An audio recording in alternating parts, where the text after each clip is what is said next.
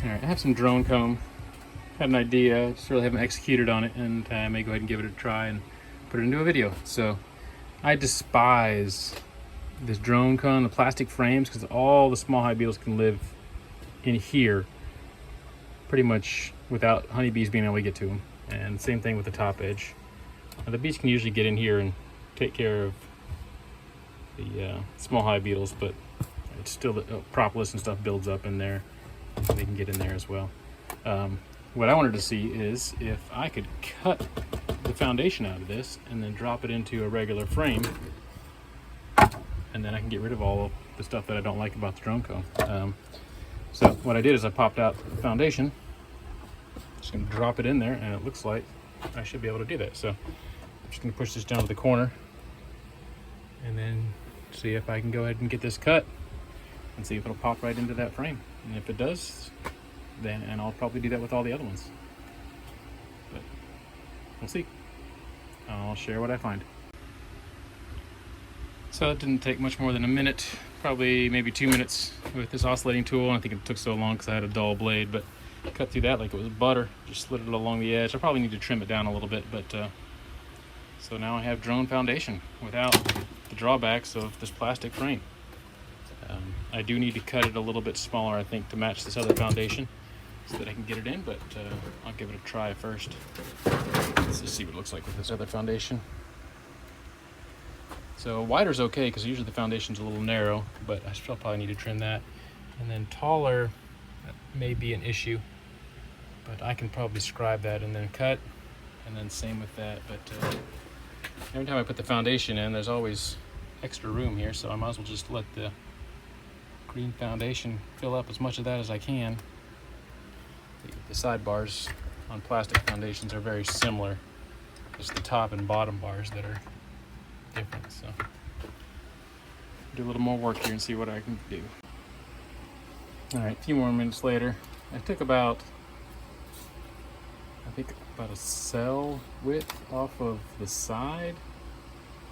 I would just measure this. I did make it a little smaller just so that I could bend the foundation in there without it sticking, and then maybe half or 3/4 of a cell off the bottom. I'm gonna see if that works. Since these are thicker, it's harder to get in the groove, but I'm just gonna put a vertical and tap a rubber mallet to get it in, and then see if I can get it in the top without too much issue. All right, I was trying my hardest to get it in there, and this pulled through. This was just tacked in here.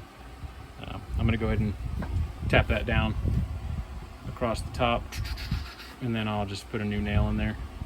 I do a nail on both sides.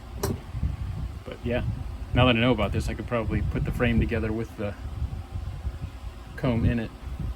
Be a lot better off than doing it after the fact. But I could also just cut a little more off the bottom so that I'm not bending and pushing so hard. Give it another second here and see where I can get to. There it is. Drone comb without the drawbacks of places for the small hive beetles to lay or hide away from the bees. Everything fit in there just fine. That's good.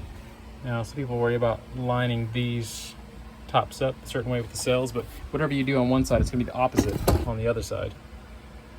So they have full cells along the top here because the other side is a half of a cell off, so should be good. Be easy to re-wax it if I need to as well. But the one thing I need to do with this frame is somehow delineate along the top bar that this is drone comb, so that I don't accidentally give it away or swap it out, or so that I know which frame to pull out if I'm doing any integrated pest management and freezing the drones to get rid of some of the mites. But yeah, I'm going to do that with the rest of my drone comb. Probably take me 5 or 10 minutes, but hopefully it'll go faster on the next ones. The other ones may have some drawn comb too, so I am going to cut it out, and if I need to tear it all down, I'll do it. I just despise this plastic in the hive where the small hive beetles can lay, and the bees can't get to it. I don't understand why these manufacturers don't just go ahead and fill that somehow. I'm sure it would cost more, but everything flexes with plastic.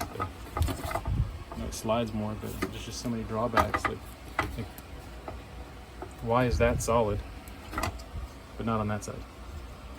Like, why can't they just do that on everything?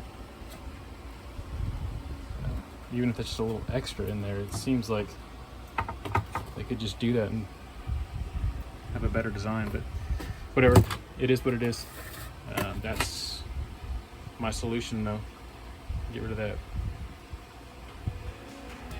Have a drone cone with a wooden frame.